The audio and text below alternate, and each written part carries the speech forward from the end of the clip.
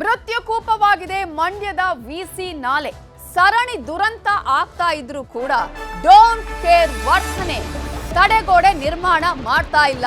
ತಡೆಗೋಡೆ ನಿರ್ಮಾಣ ಮಾಡದೆ ದಿವ್ಯ ನಿರ್ಲಕ್ಷ್ಯವನ್ನ ವಹಿಸಲಾಗ್ತಾ ಇದೆ. ಸರಣಿ ದುರಂತ ಆಗ್ತಾ ಇದೆ. 2018ರಿಂದ ಇಲ್ಲಿವರೆಗೂ ಸಾಕಷ್ಟು ಅಪಘಾತಗಳಾಗಿದೆ. ಕಾರ್ಗಳು ಬಿದ್ದಿದೆ, ಬಸ್ ಬಿದ್ದಿದೆ. ಇಷ್ಟ ಆದ್ರೂ ಕೂಡ ತಡೆಗೋಡೆಯ ಬಗ್ಗೆ ಯೋಚನೆ ಇಲ್ಲ. ನಿನ್ನೆಯೂ ಕಾರು ಪಲ್ಟಿಯಾಗಿ 3 ಜಲಸಮಾಧಿಯಾಗಿದ್ದಾರೆ. ಮಂಡ್ಯದ ಮಾಚಹಳ್ಳಿ ಬಳಿಯ ನಾಲೆಯಲ್ಲಿ ಈ ದುರಂತ ನಡೆದಿದೆ. ಫಯಾಜ್, ಅಸ್ಲಂ, ಫಿರು ಮೃತಪಟ್ಟಿದ್ದಾರೆ. ಈ 3 ಕಾರಿನಲ್ಲಿದ್ದ ಮತ್ತೋರ್ವ ನಯಾಜ್ ಅನ್ನುವಾತ ಗ್ರೇಟ್ ಎಸ್ಕೇಪ್ ಆಗಿದ್ದಾನೆ. ಫಯಾಜ್, ಅಸ್ಲಂ ಇವರಿಬ್ಬರ ಮೃತದೇಹ ಈಗಾಗಲೇ ಪತ್ತೆಯಾಗಿದೆ. ಆದರೆ ಫೀರ್ ಖಾನ್ ಮೃತದೇಹಕ್ಕಾಗಿ ಶೋಧ ಕಾರ್ಯವನ್ನ ಮಾಡಲಾಗುತ್ತೆ. ನಿನ್ನೆ ತಡರಾತ್ರಿ ಆಯಿತು. ಕತ್ತಲಾದಂತಹ ಕಾರಣಕ್ಕಾಗಿ ಶೋಧ ಕಾರ್ಯಾಚರಣೆಯನ್ನ ಸ್ಥಗಿತಗೊಳಿಸಲಾಗಿತ್ತು. ಇವತ್ತು ಮತ್ತೆ ಶೋಧ ಕಾರ್ಯವನ್ನ ನಡೆಸಲಾಗುತ್ತೆ. ಅಧಿಕಾರಿಗಳ ನಿರ್ಲಕ್ಷ್ಯಕ್ಕೆ ಇನ್ನೆಷ್ಟು ಬಲಿ ಬೇಕು ಅನ್ನುವುದನ್ನ ಕೇಳ್ತಾನೆ ಇರ್ತೀವಿ. ಆದರೆ ಅಧಿಕಾರಿಗಳು ಇದಕ್ಕೂ ನಮಗೂ ಸಂಬಂಧನೇ ಇಲ್ಲ ಅನ್ನುವಂತಹ ರೀತಿಯಲ್ಲಿ ನಿರ್ಲಕ್ಷ್ಯ ಮಾಡ್ತಾನೆ ಇದ್ದಾರೆ. ಮೇಲಿಂದ ಮೇಲೆ ದುರಂತ ಆಗ್ತಾ ಇದ್ರು ಕೂಡ ದಿವ್ಯ ನಿರ್ಲಕ್ಷ್ಯ ಮೌನವನ್ನು ವಹಿಸಿದ್ದಾರೆ. ಈಗಲಾದ್ರೂ ತಡೆಗೋಡೆ ನಿರ್ಮಾಣ ಆಗತ್ತಾ? ನಿನ್ನೆ ಈ ಒಂದು ಘಟನೆ ಆದ ತಕ್ಷಣ ಅಲ್ಲಿನ ಸ್ಥಳೀಯರು ಪ್ರತಿಭಟನೆ ಮಾಡಿದ್ರು. ಇನ್ನೆಷ್ಟು ಬಲಿ ಬೇಕು ನಿಮಗೆ ಅನ್ನುವಂತಹ ಪ್ರಶ್ನೆಯನ್ನ ಕೇಳಿದ್ರು. ಯಾಕಂತ ಹೇಳಿದ್ರೆ ಇವತ್ತು ನಿನ್ನೆದಲ್ಲ, ಇದು 2018ರಿಂದಲೂ ಕೂಡ ನಿಮಗೆ ಗೊತ್ತಿರಬಹುದು. ಅವತ್ತು ಬಸ್ ಅಲ್ಲಿ ನಾಲೆಗೆ ಬಿದ್ದಂತಹ ಸಂದರ್ಭದಲ್ಲಿ ಸಾಕಷ್ಟು ಮಂದಿ ಸಾವನ್ನಪ್ಪಿದ್ರು. ಅಲ್ಲಿಂದ ಇಲ್ಲಿವರೆಗೂ ಕೂಡ ಒಂದೇ ಒಂದು ತಡೆಗೋಡೆಯನ್ನ ನಿರ್ಮಾಣ ಮಾಡಿಕೊಡಿ ಅಂತ ಕೇಳ್ತಾನೆ ಇದ್ದಾರೆ ಜನ. ಇಲ್ಲಿವರೆಗೂ ಆ ಒಂದು ತಡೆಗೋಡೆ ನಿರ್ಮಾಣ ಮಾಡುವಂತಹ ಮನಸ್ಸನ್ನೇ ಸರ್ಕಾರ ಮಾಡಿಲ್ಲ, ಅಧಿಕಾರಿಗಳು ಮಾಡ್ತಾ ಇಲ್ಲ. ಹಾಗಾದ್ರೆ ಇನ್ನೂ ಕೂಡ ಸಾವು ಬೇಕು ಅಂತ ಕಾಯ್ತಾ ಇದ್ದಾರಾ ಅನ್ನುವ ಪ್ರಶ್ನೆಯನ್ನ ಆ ಭಾಗದ ಜನ ಕೇಳ್ತಾ ಇದ್ದಾರೆ. ಆ ಭಾಗದ ಜನ ಮಾತ್ರ ಅಲ್ಲ, ಅಲ್ಲಿ ಯಾರೇ ಓಡಾಡಿದ್ರು ಕೂಡ ಸಹಜವಾಗಿ ಆತಂಕ ಇದ್ದೇ ಇರುತ್ತೆ. ಏನಾಗುತ್ತೋ ಏನೋ ಅಂತ ಹೇಳಿ ಅಟ್ಲೀಸ್ಟ್ ತಡೆಗೋಡೆ ನಿರ್ಮಾಣ ಮಾಡೋದಕ್ಕೆ ಏನ್ ಇವ್ರಿಗೆ ಕಷ್ಟ ಅಂತ.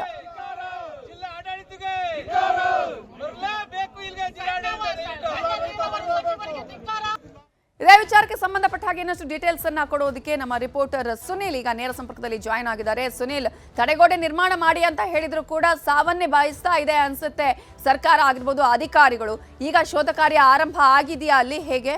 ಖಂಡಿತ ನವಿತಾ, ನಿಜಕ್ಕೂ ಒಂದು ರೀತಿ ಜನಪ್ರತಿನಿಧಿಗಳಾಗ್ಬೋದು, ಅಧಿಕಾರಿಗಳಾಗ್ಬೋದು, ಇವರ ನಿರ್ಲಕ್ಷ್ಯಕ್ಕೆ ಪದೇ ಪದೇ ಈ ರೀತಿಯಾದಂಥ ವಿಸಿ ನಾಲೆ ದುರಂತಗಳು ಮೇಲಿಂದ ಮೇಲೆ ನಡೀತಾ ಇರುವಂಥದ್ದು. ಕಳೆದ ಹಲವಾರು ವರ್ಷಗಳಿಂದ ಸಾಕಷ್ಟು ಸಾವು ನೋವುಗಳು ಸಂಭವಿಸಿದೆ. ಆದರೂ ಕೂಡ ಅಧಿಕಾರಿಗಳು ಎಚ್ಚೆತ್ತುಕೊಂಡು ಈ ಒಂದು ರಸ್ತೆಗೆ ತಡೆಗೋಡೆಯನ್ನು ಅಂದರೆ ಕ್ರಾಸ್ ಬ್ಯಾರಿಯರ್ಗಳನ್ನು ಹಾಕೋದಕ್ಕೆ ಮುಂದಾಗ್ತಾ ಇಲ್ಲ. ಆದರೂ ಕೂಡ ಸಾಕಷ್ಟು ಜನರು ಕೂಡ ಆಕ್ರೋಶವನ್ನು ವ್ಯಕ್ತಪಡಿಸಿದ್ರು. ನಿನ್ನೆ ದುರಂತ ನಡೆದಂಥ ಸಂದರ್ಭದಲ್ಲಿ ಕೂಡ ನವಿತಾ, ನಾನು ಆ ಒಂದು ಜಾಗದಲ್ಲಿದ್ದೀನಿ, ನೀವೀಗ ದೃಶ್ಯದಲ್ಲಿ ಗಮನಿಸ್ಬೋದು. ಈ ಒಂದು ಜಾಗದಲ್ಲೇ ನಿನ್ನೆ ಏನು ಕಾರು ವಿಸಿ ನಾಲೆಗೆ ಬಿದ್ದಂತ ದುರಂತ ನಡೆದಿರುವಂಥದ್ದು ನೀವೀಗ ದೃಶ್ಯದಲ್ಲಿ ಗಮನಿಸ್ಬೋದು. ಈ ಒಂದು ಜಾಗದಲ್ಲೇ ಕಾರ್ ಬಿದ್ದಿತ್ತು. ಸುಮಾರು 2 ಶವ ಈಗ ಪತ್ತೆ ಆಗಿರುವಂಥದ್ದು. ಇನ್ನು ಫೀರ್ ಖಾನ್ ಶವಕ್ಕಾಗಿ ಅಂದರೆ ಫೀರ್ ಖಾನ್ ನೀರಿನಲ್ಲಿ ಕೊಚ್ಚು ಹೋಗಿದ್ದಾನೆ ಅನ್ನುವಂಥ ನಿಟ್ಟಿನಲ್ಲಿ ಶೋಧ ಕಾರ್ಯವನ್ನ ನಡೆಸ್ತಾ ಇರುವಂಥದ್ದು. ಆತ ಬದುಕಿದ್ದಾನ ಅಥವಾ ಸತ್ತಿದ್ದಾನ ಅನ್ನುವಂಥ ವಿಚಾರ ಇದುವರೆಗೂ ಕೂಡ ಗೊತ್ತಾಗಿಲ್ಲ. ಹೀಗಾಗಿ ಆತನನ್ನ ಹುಡುಕುವಂತ ಕೆಲಸವನ್ನ ಮಾಡ್ತಾ ಇರುವಂಥದ್ದು. ಪದೇ ಪದೇ ವಿಸಿ ನಾಲೆ ದುರಂತಗಳು ಮಂಡ್ಯ ಜಿಲ್ಲೆಯಲ್ಲಿ ನಡೀತಾ ಇರುವಂಥದ್ದು. ಅಂದರೆ ಸಾಕಷ್ಟು ವರ್ಷ 2018ರಿಂದಲೂ ಕೂಡ ಸಾಕಷ್ಟು ಸಂಖ್ಯೆಯಲ್ಲಿ ಈ ಒಂದು ವಿಸಿ ನಾಲೆ ದುರಂತದಲ್ಲಿ ಸಾವನ್ನಪ್ಪಿರುವಂಥದ್ದು. ಹಾಗೆ ಸಾಕಷ್ಟು ಜನರು ಕೂಡ ನಿನ್ನೆ ಸಾಕಷ್ಟು ಆಕ್ರೋಶವನ್ನು ವ್ಯಕ್ತಪಡಿಸಿದ್ರು. ಅಂದರೆ ಹಲವಾರು ವರ್ಷಗಳಿಂದ ನಾವು ಬೇಡಿಕೆಯನ್ನು ಇಟ್ಟಿದ್ವಿ, ಈ ಒಂದು ರಸ್ತೆ ಅಗಲೀಕರಣ ಆಗಬೇಕು, ಕ್ರಾಸ್ ಬ್ಯಾರಿಯರ್ಗಳನ್ನು ಹಾಕಬೇಕು ಅಂತ. ಆದರೆ ಆ ಒಂದು ಕೆಲಸವನ್ನ ಮಾಡ್ತಾ ಇಲ್ಲ ಅಧಿಕಾರಿಗಳು, ಜನಪ್ರತಿನಿಧಿಗಳು ನಿರ್ಲಕ್ಷ್ಯವನ್ನ ಮಾಡ್ತಾ ಇದ್ದಾರೆ ಅಂತ ಒಂದಷ್ಟು ಪ್ರತಿಭಟನೆಗಳನ್ನು ಕೂಡ ಮಾಡಲಾಗಿತ್ತು. ಹಾಗೆ ಸ್ಥಳೀಯರು ಕೂಡ ಈಗ ಬಂದಿರುವಂಥದ್ದು. ಇಲ್ಲಿ ಅವ್ರನ್ನ ಮಾತನಾಡಿಸ್ತೀನಿ.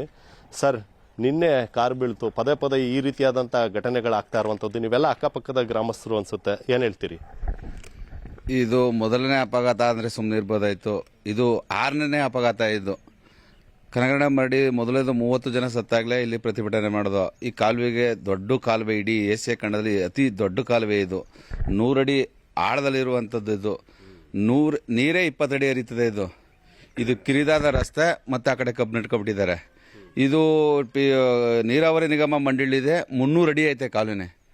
ಆ ರಸ್ತೆ ಅಗಲೀಕರಣ ಮಾಡಿದಾಗ, ವಿರೋಧ ಮಾಡಿದಾಗ ನಾವು ಆ ಕಡೆ ಮಾಡಿದಾಗ ಮಾಡಲಿಲ್ಲ. ಅವರು ಹಳ್ಳಿಯರ ಇದು ವಿರೋಧ ಮಾಡ್ಕೋಬೇಕಾಯ್ತದೆ ಅಂದ್ಬಿಟ್ಟು MLAಗಳು, ತಹಸೀಲ್ದಾರ್ ಅವರು ವಿರೋಧ ಮಾಡ್ಕೋಬೇಕಾಯ್ತದೆ ರೈತರು ಅಂದ್ಬಿಟ್ಟು ಅಗಲೀಕರಣ ಮಾಡೋಕ್ಕಾಗಲಿಲ್ಲ.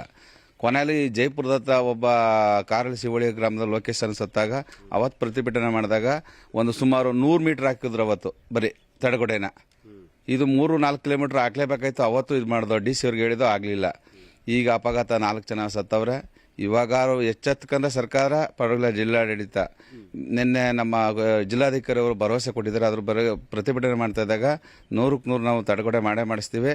ಅಳ್ತಾ ಬೇಕಾದ್ರೆ MLA ಅವರು ಬಂದು ಅಳ್ತಾನೂ ಮಾಡಿಸ್ತೀವಿ, ಸೈಡ್ಗೆ ಮಾಡ್ಕೊಡ್ತೀನಿ ಅಂತ ಹೇಳಿ ತಾತ್ಕಾಲಿಕವಾಗಿ ಈಗ ತಡೆಗೋಡೆ ಮಾಡ್ತೀನಿ ಅಂತ ಹೇಳವ್ರೆ. ಇವರು ಜಿಲ್ಲಾಧಿಕಾರಿ ಮೇಲೆ ಭರವಸೆ ಇಟ್ಟಿದ್ದೇವೆ. ಈಗಲಾರು ಎಚ್ಚೆತ್ತು ದಯವಿಟ್ಟು ಬೇಗ ಮಾಡಿದ್ರೆ ಏನೋ ಇನ್ನೊಂದು ಅಷ್ಟು ಅಮೂಲ್ಯ ಜೀವಗಳು ಉಳ್ಕೋಬಹುದು ಅಂತ ಹೇಳ್ತಾ ಇದ್ದೀನಿ. ಕಳೆದ ಬಾರಿ ಶಿವಳ್ಳಿ ಲೋಕೇಶ್ ಸತ್ತಂತ ಸಂದರ್ಭದಲ್ಲೂ ಕೂಡ ಇದೇ ಭರವಸೆ ಕೊಟ್ಟಿದ್ರು. ಬಟ್ ಏನೂ ಆಗಲಿಲ್ಲ. ಬ್ಲಾಕ್ ಸ್ಪಾಟ್ಗಳನ್ನು ಗುರುತಿಸುವಂತ ಕೆಲಸವನ್ನು ಮಾಡ್ತೀವಿ ಅಂತ ಹೇಳಿದ್ರು. ಭರವಸೆಗಳು ಭರವಸೆಯಾಗಿ ಉಳಿದಿರುವಂತದ್ದು ಅನಿಸ್ತಾ ಇದೆಯಾ ಹಂಗಂತ? ಹೌದು, ನೆನ್ನೆ ಇಲ್ಲ, ಜಿಲ್ಲಾಧಿಕಾರಿ ಮೇಲೆ ಭರವಸೆ ಇಟ್ಟಿದ್ದೀವಿ. ಇವ್ರು ಒಳ್ಳೆಯವರು ಅಂತ ಹೇಳ್ತಾವ್ರೆಲ್ಲ. ಭರವಸೆ ಇಟ್ಟಿದ್ದೀವಿ 100ಕ್ಕೆ 100. ನೋಡೋಣ, ಮಾಡೇ ಮಾಡ್ತಾರೆ ಅಂತ ಅನ್ಕೊಂಡಿದ್ದೀವಿ. ಮಾಡಲಿಲ್ಲ ಅಂದ್ರೆ ಈ ರೋಡ್ ಈ ರಸ್ತೆನೇ ಬೇಕಾಗಿಲ್ಲ ಅಂತ ನೆನಪು ಹೇಳಿದ್ದೀವಿ. ಇವತ್ತು ಬೇಡ ಅಂತ ಹೇಳ್ತೀವಿ. ಸೊ ನವಿತಾ, ಇದು ಇಲ್ಲಿನ ಜನರು ಹೇಳ್ತಾ ಇರುವಂತದ್ದು. ಅಂದ್ರೆ ಸಾಕಷ್ಟು ಸಮಸ್ಯೆಗಳು, ಅಂದ್ರೆ ಈ ವಿಸಿ ನಾಲೆ ದುರಂತಗಳು ಸಂಭವಿಸಿದಾಗ ಅಧಿಕಾರಿಗಳು ತಡೆಗೋಡೆಯನ್ನು ನಿರ್ಮಿಸ್ತೀವಿ ಅಂತ ಹೇಳ್ತಾರೆ. ಆದರೆ ಬಟ್ ಏನು ದುರಂತ ನಡೆಯುವಂಥ, ದುರ್ಘಟನೆ ನಡೆಯುವಂಥ ಜಾಗಗಳನ್ನು, ಬ್ಲಾಕ್ ಸ್ಪಾಟ್ಗಳನ್ನು ಈಗಾಗಲೇ ಗುರುತಿಸಿರುವಂಥ ಜಾಗದಲ್ಲಿ ಕ್ರಾಸ್ ಬ್ಯಾರಿಯರ್ಗಳನ್ನು ಹಾಕೋದ್ರಲ್ಲಿ ನಿರ್ಲಕ್ಷ್ಯವನ್ನು ಮಾಡ್ತಾ ಇದ್ದಾರೆ. ಜೊತೆಗೆ ಈ ರಸ್ತೆ ಕೂಡ ಅಗಲೀಕರಣ ಆಗಬೇಕು ಅನ್ನುವಂಥ ಒತ್ತಾಯವನ್ನು ಈ ಸ್ಥಳೀಯ ಅಕ್ಕಪಕ್ಕದ ಗ್ರಾಮಸ್ಥರು ಮಾಡ್ತಾ ಇರುವಂತದ್ದು. Navita, okay, thank you Sunil ಡೀಟೇಲ್ಸ್ಗೆ.